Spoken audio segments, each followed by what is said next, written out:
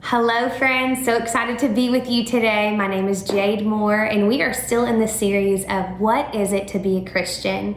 And today we're going to kind of dive into what does it look like for me to sit at the feet of Jesus, and I want you to also be thinking, what does that look like for me? We're going to dive into Galatians 5 verses 16 through 26 today. I believe that it really helps us get to a place of realizing that being at the feet of Jesus is not just a one-time surrender. That concept does not make sense in the Christian walk. As Christians, we should be waking up into the day and expecting something new from the Lord, because His mercies are new every morning. His joy comes in the morning, and there is always something to learn from that. And I believe that He has a fresh and new revelation of the cross, of what it means for your life and for the circumstances of your life.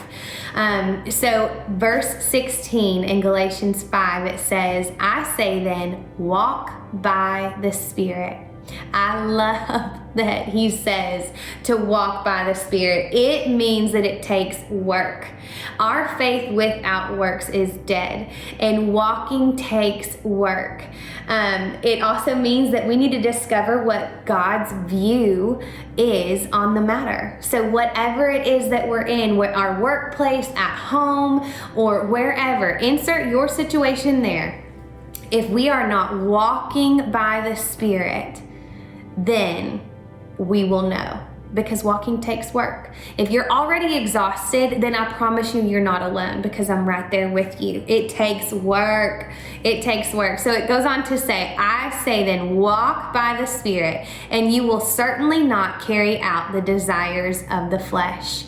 What a beautiful promise. You will certainly not carry out the desire of the flesh when you are walking by the Spirit. So go ahead and know that your work is going to produce fruit from heaven when we are walking with the Spirit. And these verses continue to say that. It goes on to talk about, for the flesh desires what is against the Spirit, and the Spirit desires what is against the flesh. These are opposed to each other, so that you don't do what you want. Woo! If that doesn't speak to a toddler, I don't know what else will. I have 4 kids, and so it is, sometimes a minutely, secondly thing that I have to do of surrendering myself so I can be at the feet of Jesus, so that I don't lose it. If I'm being honest, it is super hard to not walk by the flesh whenever you're continually repeating yourself over something where it's like, this is not that hard, but for some reason you're making it really hard. And don't you know that Jesus is probably just sitting up there like this? Jade, you say that, and I say that about you, sweetie. And I take it very endearingly. But those things are opposite, because we aren't supposed to do what we want to gratify our flesh. Gratifying our flesh is evidence, and it's a natural result of us being in the flesh. And then it goes on to talk about in verses 19 through 21 what all of those things are: sexual sin, sorcery, and like social sins like jealousy, hatred, selfish ambition, and all the things that are similar to that. Verses 19 through 21 talks about that. And then verses 22 through 23 talks about the fruit of the Spirit. And this is how you know that you are sitting at the feet of Jesus. When the fruit of the Spirit, because of the evidence of that fruit, is in your life, that you are practically applying the routines and the methods that work for you in your season and in your circumstance to get into the presence of God. It does take work. It is walk. It is action. It is moving in order for you to get to that place. Because if we just did what we wanted, we would just sit back, right? And it would just kind of seem like it would be easy, but the evidence of it would be the gratification of our flesh. And so the fruit of the Spirit is love, joy, peace, patience, kindness, goodness, faithfulness, gentleness, and self-control. One of my children, I'm not going to say their name, they are very spirited. high energy, lots of joy, life of the party type of person. And I adore every bit of them. One thing that I have learned, though, this is my practical application.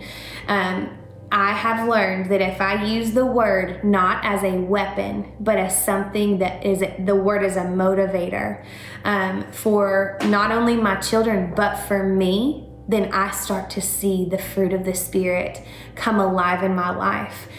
So I have to continuously say in several moments throughout the day, no matter what we're doing, everybody's sitting, chilling, watching a movie on the couch together. Hey, self-control. Everybody is outside, jumping on the trampoline, being wild, whatever. But still, I need you to practice some self-control. I'm so thankful that the Word makes it so simple for us to use His Word.